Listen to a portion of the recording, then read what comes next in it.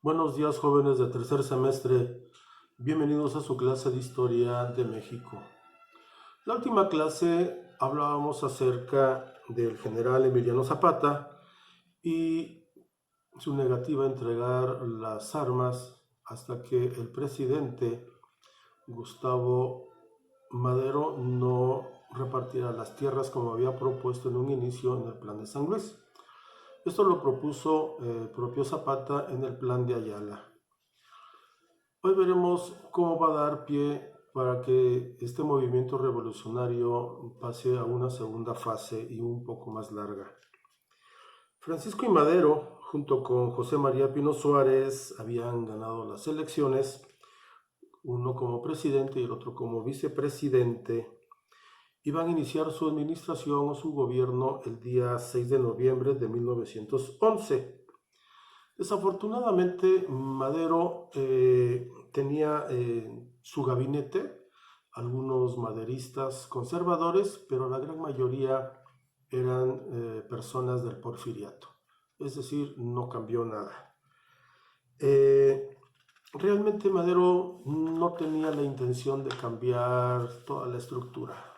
Para él, lo único que era conveniente cambiar sería algunas reformas de carácter político para evitar reelecciones, para hacer votaciones, pero no había un movimiento o un cambio realmente profundo que justificara el movimiento armado al cual se habían enfrentado. Es decir, Madero no quería cambiar ni el modelo hacendario, es decir, las grandes haciendas, ni tampoco quería cambiar las inversiones extranjeras. Realmente Madero pues no encontraba mucho apoyo por la parte de la gente del gobierno. Vuelvo a insistir, 33 años de Porfirio Díaz, no era fácil quitar todo este modelo económico social. Vamos a ver que el poder legislativo, los que hacen las leyes, pues eran en su totalidad porfiristas y por lo tanto no lo apoyaban en ningún cambio de leyes que impulsaran la economía del país. Además, pues encontramos que el ejército, los empresarios, el clero, el poder judicial, pues no veían con buenos ojos a Madero, lo veían como un impostor, los habían movido, habían hecho que Porfirio Díaz saliera del país y entonces no tenían ningún apoyo de este lado. Pero también Madero se equivoca, ya que tampoco se vio apoyado o buscó el apoyo de los revolucionarios. Al contrario, los enfrentó como ya vimos.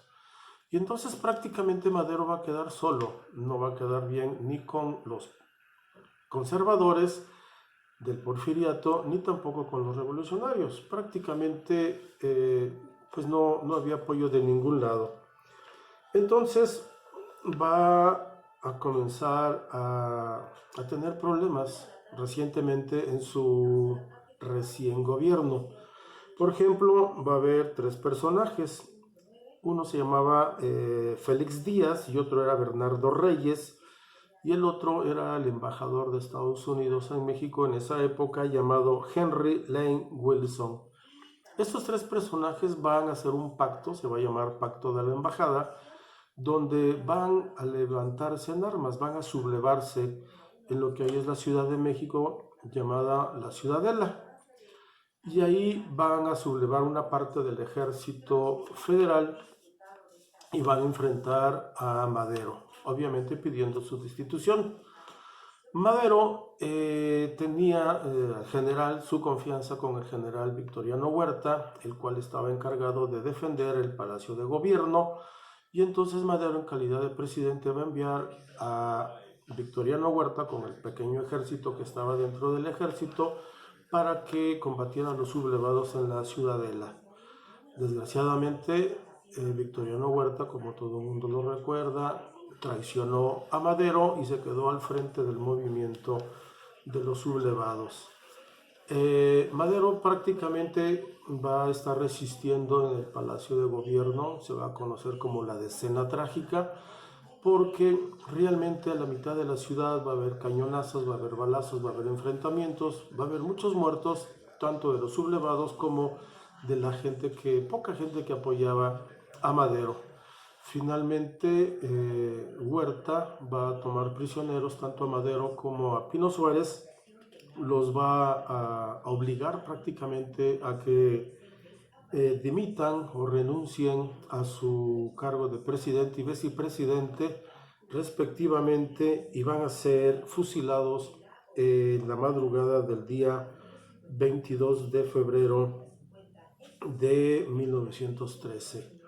Con esto tristemente termina el gobierno de Madero, el cual pues sí trajo como beneficio que hubiera el intento del cambio del gobierno porfirista, pero Madero no supo llevar a cabo esta revolución. Por lo tanto, la próxima clase veremos precisamente el huertismo y la revolución constitucionalista de Venustiano Carranza. No olviden sus evidencias. Gracias. Tengan buen día.